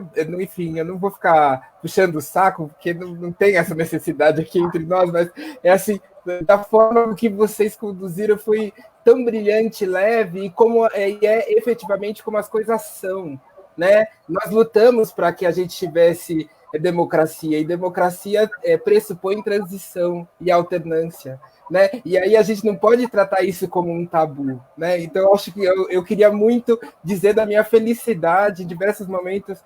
Eu sou já uma manteiga derretida, choro mesmo, eu fiquei aqui, tive que me organizar aqui para efetivamente eu dar conta de escutar, enfim, tudo que vocês estavam dizendo, né? Chegou um cafezinho aqui, morar com a mãe, essas coisas, gente. Chega o café pela janela. Mas, ai, que delícia! Eu não ganhei nenhum café. Manda um aqui. Mas, para dizer, assim, eu acho que tem uma coisa que ficou muito latente para mim nessa conversa, que é a seguinte, todo mundo sabe, a gente está dizendo do quanto a vulnerabilidade das famílias e dos estudantes está sendo acirrada nesse momento. Imaginem se a gente conjugar este contexto a uma interrupção, uma ruptura das políticas públicas educacionais que estão acontecendo dentro do município, em cada uma das secretarias. Isso só vai piorar, né? A gente só vai aprofundar ainda mais esse buraco. Agora, vocês imaginem, né? Vocês imaginem a quem isso impacta? Impacta a cidade, né? A gente vai ter menos alunos alfabetizados, a gente vai ter menos alunos tendo aí o seu desenvolvimento das suas aprendizagens, e isso impacta no trabalho, na renda, na condição de sobrevivência dessa sociedade, desse território. Então, entender a importância da continuidade das políticas públicas é reconhecer este elemento como um fator determinante para o desenvolvimento do território, né? Então, acho que isso é uma questão muito importante para destacar. E só para exemplificar, né? Então, a gente está, de verdade, fazendo todos isso, né? Em todas as esferas. A gente está falando de uma esfera mais central da Secretaria de Educação, mas também a gente pode olhar isso do interior da escola, como a Pilar disse, e também na transição dos alunos entre professores, no período de remoção, né? Eu fiz todo o acompanhamento dos estudantes, eu registrei, eu documentei. Eu não vou fazer a transição para a professora que vai receber esses alunos, eu não vou contar quais são as características desses alunos para que eu possa continuar progredindo nas aprendizagens. Então, eu acho que esse olhar republicano, ele espraia para todas as esferas da política pública educacional, desde a Secretaria de Educação até do contexto da sala de aula. E eu acho que é isso que precisa, de verdade, orientar o trabalho nesta transição, né? e em qualquer transição que a gente faça no contexto da educação. Então, acho que era isso que eu queria destacar. Quem vai agora? Tuíno, Rutinha? Rutinha já abriu o microfone. Vamos lá. Gente, assim, que conversa gostosa, leve, reflexiva. Gente sabida é outro naipe, né? Fiquei bem contente com essa conversa. E enquanto vocês falavam, a partir da Caroline, eu acho que a menina chama Caroline, aquela estudante, eu fiquei pensando no papel de professora, da minha responsabilidade com essa transição. E nessa transição de 2020, nós temos aí um elemento diferente, uma conversa diferente, que foi a participação efetiva de alguns familiares no processo de ensino e aprendizagem dos estudantes. Eu tenho que contar para a professora, olha, esse menino aqui, ele tinha WhatsApp, ele não tinha, ele tinha Facebook, não, ele tinha atividade xerocopiada, a mãe fazia à noite, a mãe fazia à tarde. Eu preciso ter isso, mas não só na fala, mas no registro. O registro é que vai revelar, é que vai dar sentido ao que eu estou dizendo. E eu fico muito feliz que na fala da Tereza e da Pilar aparece o registro. O meu povo aqui no Maranhão e na Bahia fala assim, lá vai a Ruth falar, tem que registrar. Tem que registrar, gente. Tem que registrar. Se nada tivesse registrado nesse país, muitas coisas a gente não saberia para ter o nosso ponto de vista. Quando a Pilar fica falando lá, do período republicano, se nós voltarmos lá no século XIX, 1822, independência do Brasil, tá? E aí, quem participou? Quem viu? Quem foi? Proclamação da República, 1889, quem estava lá? Quem viu? Libertação dos escravos, como assim? Quem libertou? 1888. Foi ela mesma, aquela senhora lá? Tem que ter o registro e tem que ter a reflexão. Perfeita essa discussão, gostei muito. Eu acredito que nesse contexto atual, pela minha experiência na educação, nós teremos, Pilar e Tereza, muitos secretários que farão a diferença nesse país. Muitos secretários. Ontem uma coordenadora da Bahia me disse uma coisa. Jamais ela vai entregar as gavetas da secretaria vazia como ela encontrou. Ela vai entregar cheias de documentos refletidos sobre cada ação. Então, essa conversa, com certeza, tem muito sentido para muitos lugares no nosso país e eu acredito que na Bahia e no Maranhão isso já tem mudado muito. Obrigada. Tuíno? Bem, eu acho que todos já trouxeram contribuições suficientes. É ruim a gente ficar para o final, né? Mas eu queria trazer alguns elementos da fala da estudante, o primeiro vídeo, a Caroline, e que, de fato, e que a Tereza resgatou, né? Ela trouxe um aspecto importante, que é a questão do projeto de vida dos jovens, né? Tem vidas ali em jogo, prejudicadas por essa pandemia, com dificuldades de se desdobrar, mantendo as suas atividades remotas em casa, muitas vezes com a atenção pouca, mas ainda assim reduzida do professor que não está em sala de aula, com aquele olhar cuidadoso, né? Dependendo de famílias que agora já voltam às suas rotinas normais de trabalho, né? Então, são muitos desafios que estão sendo lançados para o próximo ano. Eu quero deixar como encerramento da minha fala que esse compromisso, para além de republicano, dos registros, de ter um memorial de gestão, de manter, de fato, uma transição democrática e ética, comprometida com a educação, para além desse compromisso republicano, eu tenho que cumprir com o meu papel de gestor, que está previsto em lei, como a gente resgatou no nosso primeiro slide, né, no início da nossa conversa, né, sobre pena de incorrer em crime de improbidade administrativa. Não é nada o que a gente deseja para nenhum dos nossos gestores, né? Então, tenho certeza que as equipes da nossa secretaria estão fazendo um excelente trabalho. Contem com o nosso apoio. Vi vários comentários com relação à utilização da ferramenta do Convívio, que é excelente. Dei uma fuçada na ferramenta. Lá tem previsto 12 passos do Convívio. Está aí o link da ferramenta, né, para vocês entrarem, conferirem.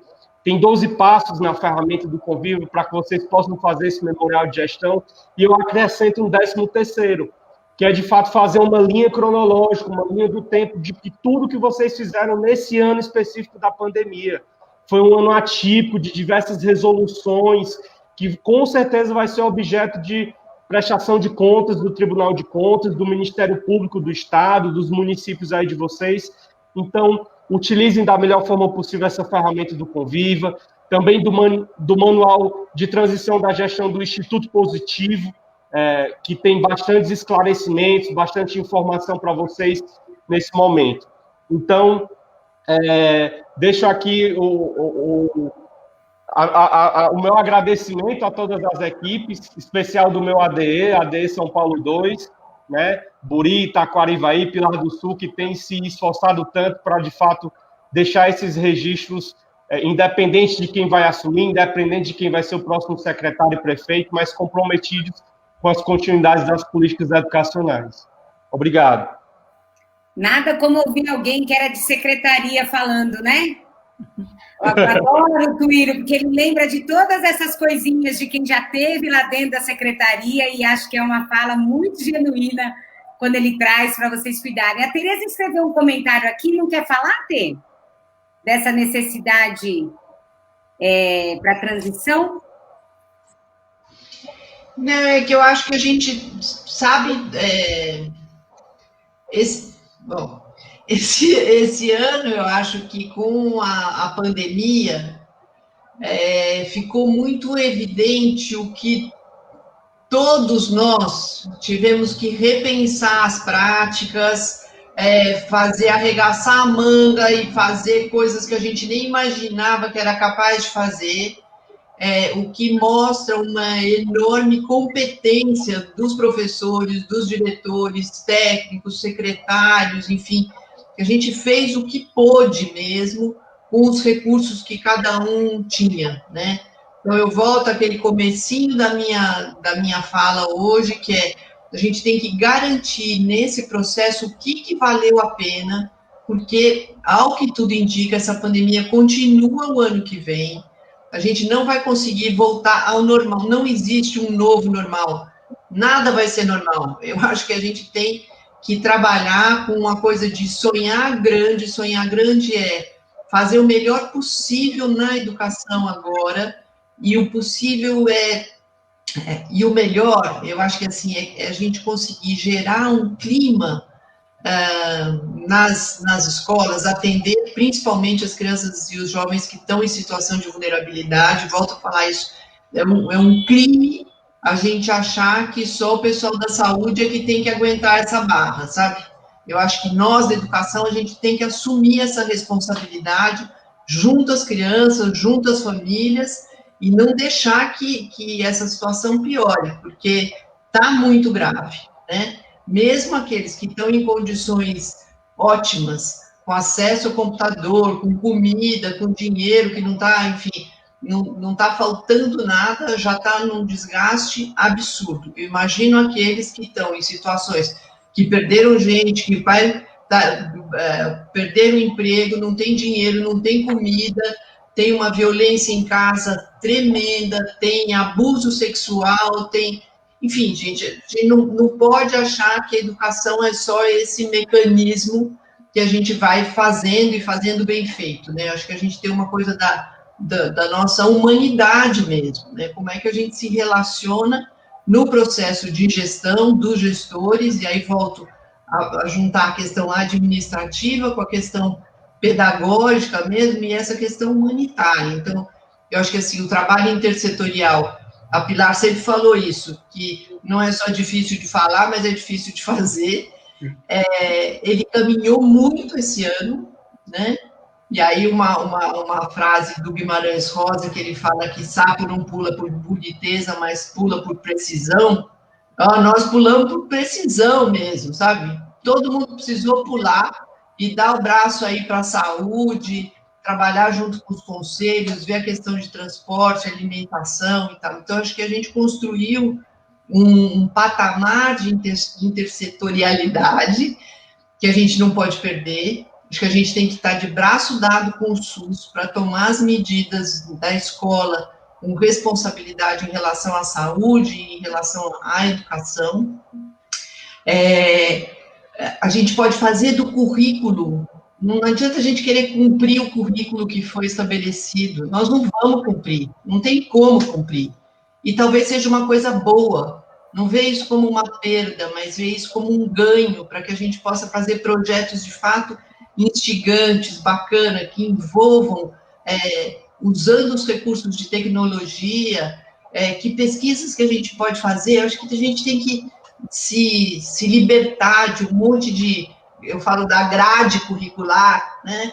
Você tem que sair, tirar essa grade mesmo e pensar grande, sonhar o que a gente quer da escola, né? O que a gente gostaria, o que a gente sonha, que clima é esse?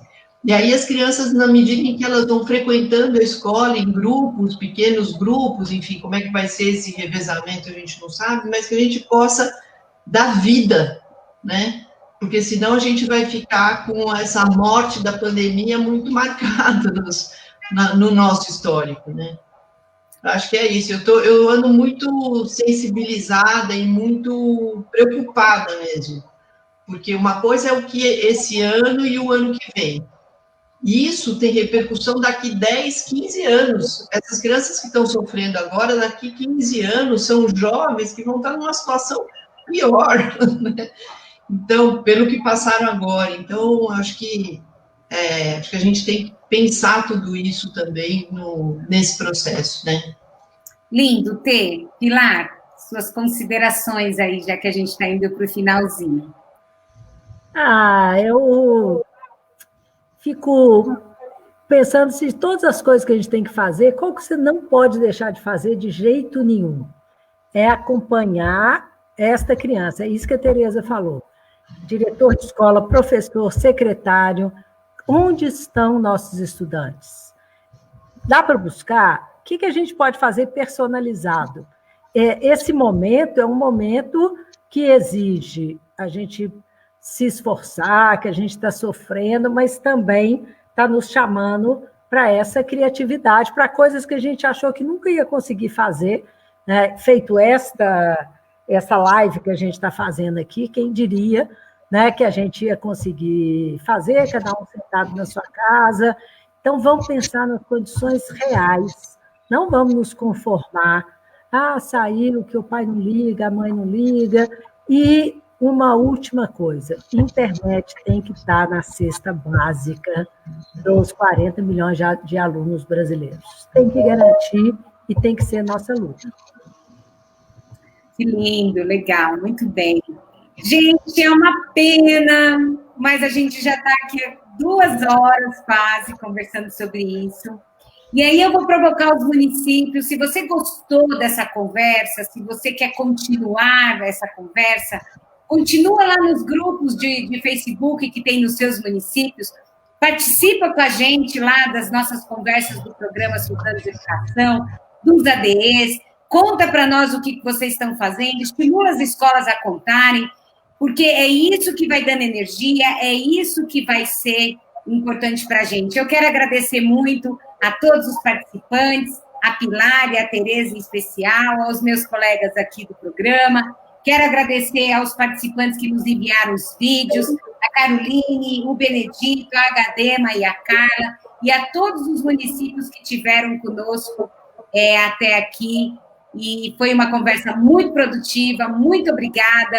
E a gente segue nos nossos grupos de ADE com essas conversas. Acessem o Memorial do Conviva, acessem o material do Instituto Positivo, com a questão da cartilha para a transição. Teve um webinário ótimo com o Humberto Dantas e o Ricardo Yang. Então, procure esse material, está na internet, vai ajudar você a fazer boas conversas na sua rede, com a sua comunidade, com o seu professor. E a gente agradece mais uma vez a participação de todos vocês e seguimos juntos aí até o final deste ano, pensando, construindo e nos mexendo aí na educação dos municípios, tá bom? Muito obrigada, Tê, muito obrigada, Pilar, muito obrigada aí aos meus parceiros. Um beijo para todo mundo e até mais. Tchau.